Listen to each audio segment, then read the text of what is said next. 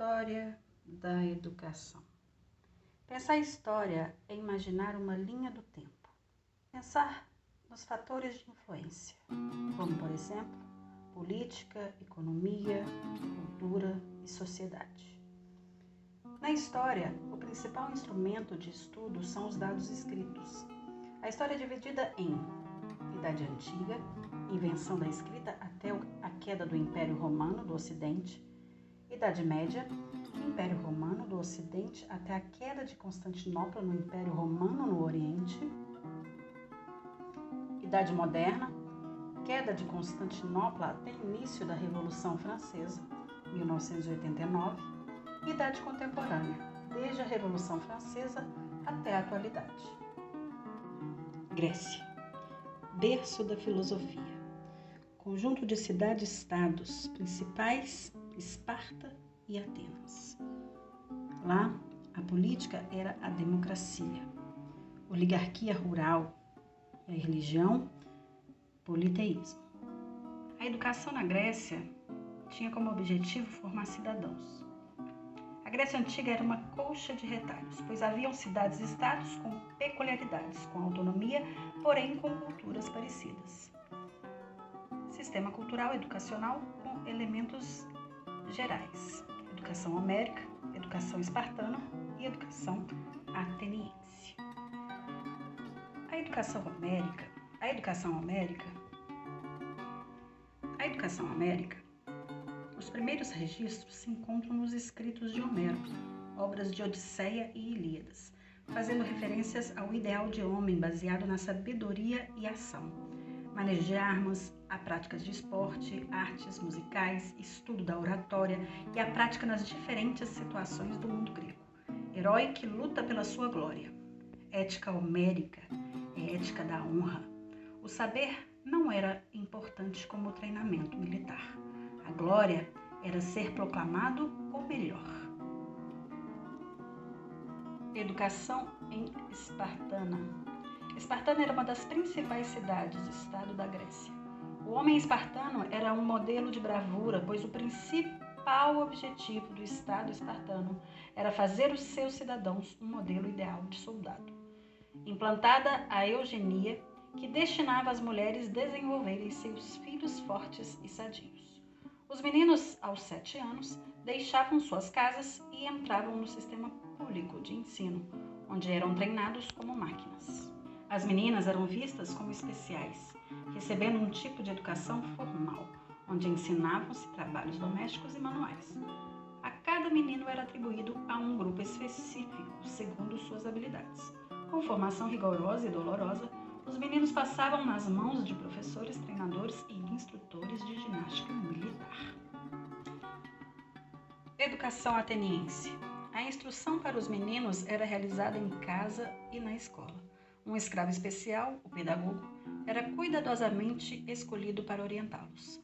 Preparar os homens para serem bons cidadãos era o principal objetivo da educação grega, e acerca disso ser sempre o melhor e conservar-se superior aos outros.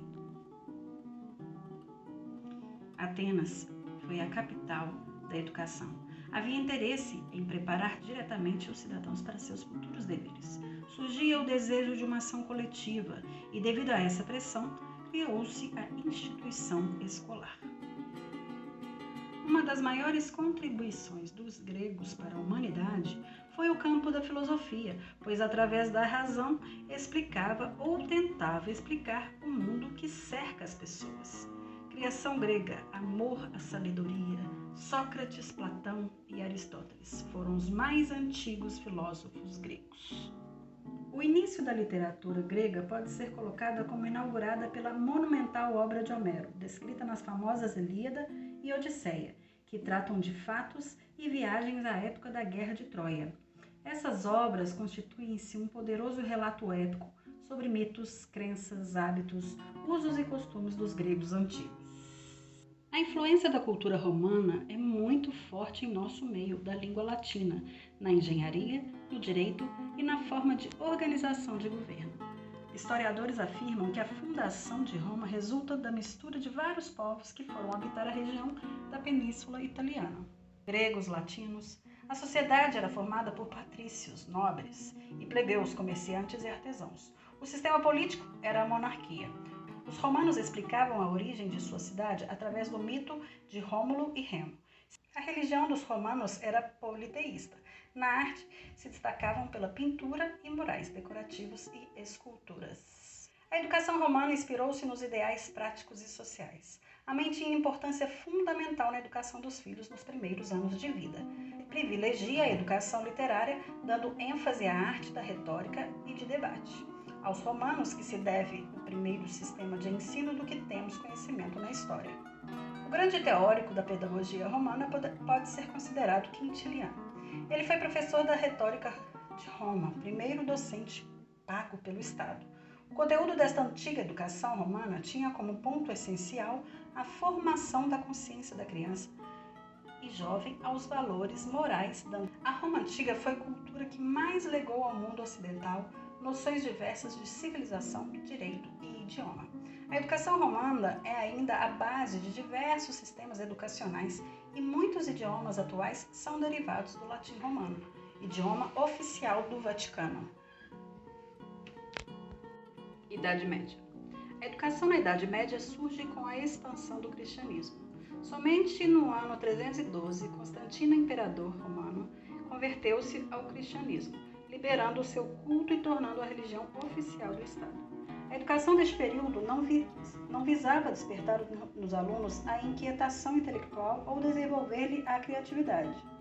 A principal atitude e estimativa era a obediência, o respeito à hierarquia religiosa e a aceitação conformista diante dos ensinos superiores. As invasões germânicas no Império Romano provocaram sérias e profundas mudanças socioculturais. Aos mosteiros coube, de certo modo, a tarefa de preservar a cultura greco-romana, ameaçada de extinção com a invasão dos bárbaros e como centro preservado de cultura clássica. Os mosteiros de ordem beneditina surgem outras ordens religiosas, como a dos franciscanos, dominicanos, agostinos e carmelitas. Os valores básicos que o cavaleiro deveria cultivar eram a obediência e fidelidade aos príncipes, a coragem para enfrentar os seus inimigos, proteger os seus súditos, a honra entre os parceiros da cavalaria e a cortesia em relação às mulheres. A educação do cavaleiro era ministrada nos palácios, compreendendo um longo processo que se iniciava na infância e terminava aos 21 anos. Na educação do cavaleiro, o aspecto militar era especialmente cultivado como objetivo fundamental. Carlos Magno, o poderoso rei dos francos, novo impulsionador do campo educacional. Seus exércitos agiam com uma extrema crueldade aos povos pagãos, que relutassem a se converter aos princípios religiosos do cristianismo. Apesar de tudo, a época de Magno marca o início de uma renascença do saber. Carlos Magno possuía um conselheiro chamado Alcuino, que é citado como um dos grandes sábios da Idade Média. Carlos Magno incentivou a criação de escolas.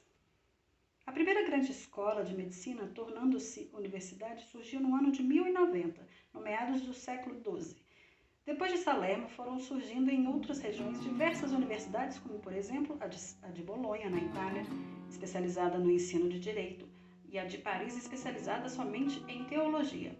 A Universidade de Paris foi tomada como modelo para o surgimento de outras universidades europeias, como a de Oxford, Salamanca e Cambridge.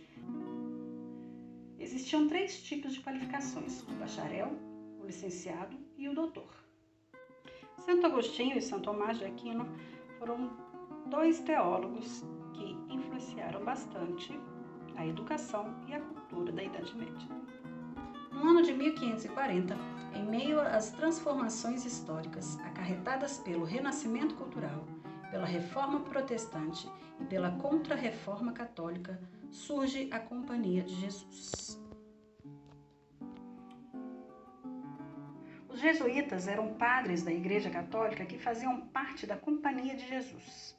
Chegaram ao Brasil em 1549, com a expedição de Tomé de Souza, e foram responsáveis pela organização dos primórdios do sistema educacional brasileiro. Tinham como objetivo levar o catolicismo para a região recém-descoberta. Fundada por Inácio de Loyola, A Companhia de Jesus teve um papel importante para a divulgação das ideias cristãs pela Europa e pelo Brasil. 15 dias após chegarem, comandados pelo padre Manuel de Nóbrega, edificaram a primeira escola de ler e escrever em Salvador, tendo como mestre o irmão Vicente Rodrigues. Nóbrega acreditava que os índios eram papel em branco, pois aprendiam sem resistência tudo o que fosse ensinado pelos jesuítas, a cultura portuguesa e a fé católica. O governo português sabia o quanto a educação proporcionada pelos jesuítas era importante como instrumento de domínio político e cultural, não intervindo, portanto, nos planos dos jesuítas. No Brasil, os jesuítas dedicaram-se à pregação da fé católica e ao trabalho educativo. A primeira fase da educação jesuítica foi marcada pelo plano de instrução elaborada por Nóbrega, primeiro o aprendizado do português, depois a doutrina cristã e, opcionalmente, canto orfeônico e música instrumental. Os jesuítas pensavam em afastar os índios dos interesses dos colonizadores e criaram as missões ou reduções. Nessas missões, os índios, além de passarem pelo processo de catequização, também eram orientados ao trabalho agrícola, o que garantia aos jesuítas uma de suas fontes de renda. As missões se organizavam em torno de uma igreja, cujo padroeiro dava nome à missão ou redução. Os jesuítas permaneceram como mentores da educação brasileira por 210 anos, quando foram expulsos pelo Marquês de Pombal em 1759. No momento da expulsão, os jesuítas tinham 25 residências, 36 missões e 17 colégios e seminários. Para os jesuítas, a religião católica era considerada obra de Deus, enquanto as religiões dos índios e dos negros vindo da África eram obra do demônio. Pela catequese e pela instrução se cumpriu um processo de aculturação da população colonial nas tradições e costumes do colonizador. As ideias pedagógicas postas em prática pelos jesuítas configuram uma verdadeira pedagogia brasílica, isto é, o ensino adaptado às terras descobertas pelos portugueses. O Ratio Studiorum, ou Plano de Estudos da Companhia de Jesus, desempenhou um papel de grande importância no desenvolvimento da educação moderna. E este foi o mapa mental baseado na história da educação da Grécia Antiga, Roma Antiga, Idade Média e Jesuíta. Até a próxima!